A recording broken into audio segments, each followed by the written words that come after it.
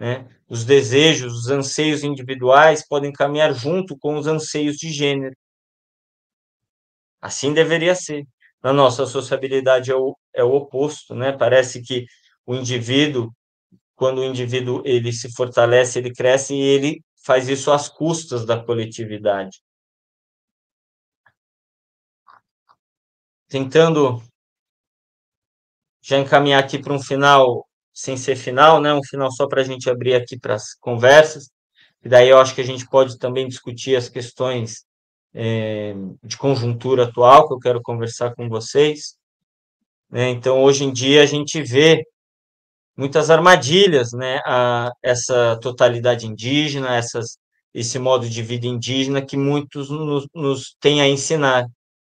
É o identitarismo, né, por exemplo, a representatividade e a falta de horizonte político, né? Então, apesar de que hoje, né, é dito que o futuro é ancestral e os próprios indígenas reproduzem isso no seu movimento, cada vez mais a gente vê jovens que antes se identificavam como guerreiros, como guerreiras, hoje se identificando como comunicadores e influenciadores. Isso é muito perigoso, né? Cada vez mais a gente vê jovens indígenas aparecendo nas mídias, destacados de sua coletividade. Onde estão os velhos? Né? Onde está a Tuíra Caiapó, que era indígena, que bravamente com um facão, ela defende o seu território e não deixa que seja construído, na época, a usina de Belo Monte. Ela tem muito a nos dizer. Ela barrou Belo Monte. Cadê ela para nos ensinar? Os espaços são fechados. Em gerais, a grande mídia, ela vai chamar jovens indígenas, comunicadores e influenciadores. Isso é muito perigoso, né? Obviamente, os jovens são extremamente importantes, mas eles muitas vezes estão sendo arrancados de sua ancestralidade, quando as pessoas dizem que os jovens vão salvar a humanidade. Ora, queiram os jovens ou não, não é a individualidade que vai salvar a humanidade, somente a força coletiva indígena, né, sobre a batuta dos anciões e anciãs, que pode nos guiar para um mundo melhor. Um outro exemplo, hoje em dia, a gente tem indígenas, por exemplo, trabalhando no departamento amazônico do Banco Interamericano de Desenvolvimento, do BID, para salvar a Amazônia a partir do banco.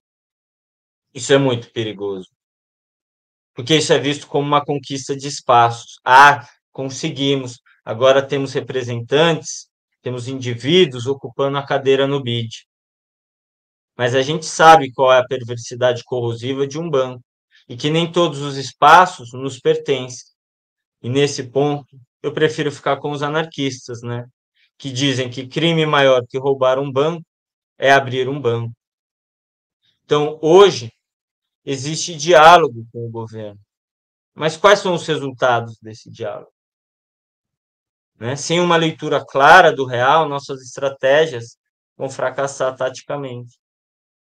E para fechar aqui, eu vou lembrar aqui um breve trecho do Ailton Krenak, quando ele diz para uma jornalista o seguinte: nós estamos em guerra.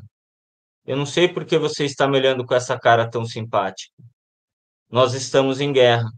O seu mundo e o meu mundo estão em guerra. Os nossos mundos estão em guerra. A falsificação ideológica que sugere que nós temos paz é para a gente continuar mantendo a coisa funcionando. Não tem paz em lugar nenhum. É guerra em todos os lugares, o tempo todo. É isso, minha gente. Muito obrigado e estou aberto aqui às perguntas de todos e todas. Daniel, meu camarada, muito obrigado, tá? Então, muitos camaradas me mandaram mensagens aqui no WhatsApp e eu tentei compilar algumas dessas perguntas, até porque o camarada está se recuperando aí da Covid, né? Tá tendo um esforço danado para estar com a gente aqui. E algumas delas já foram até respondidas, né? Que era um comentário sobre o acampamento Terra Livre, né? Como anda a questão do marco temporal, e a relação da reforma agrária com a defesa, né, e autodeterminação dos povos indígenas. Então, acho que esses três tópicos aí, Daniel, não sei se você quer acrescentar mais alguma coisa, mas você já, né, já destacou ao longo da sua fala. Se você quiser acrescentar alguma coisa sobre esses três pontos aí, fique à vontade. Não, eu acho que a questão é essa, né? Enquanto a gente fazer a luta de maneira isolada, a gente não vai avançar. Acho que a gente já chegou no limite da onde o Brasil aguenta, né? O limite, eu quero dizer, o limite desse mundo, né? Desse capitalismo estrutural em crise. Não vai avançar mais em direito, a não ser com uma superação, e a superação deve envolver questões mais globais.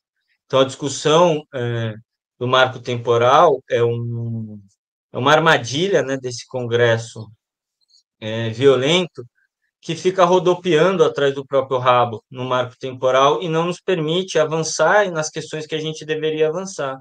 E a gente já viu que essa discussão a gente vai perder. Por quê? Porque a gente pode ganhar no STF, a gente pode ganhar nos marcos legais, eles rasgam a Constituição, rasgam o que eles mesmos falou, e se possível, né, como já fizeram no passado, na primeira dificuldade, eles vão colocar as forças do exército nas ruas e, se preciso, vão nos atacar novamente. É isso.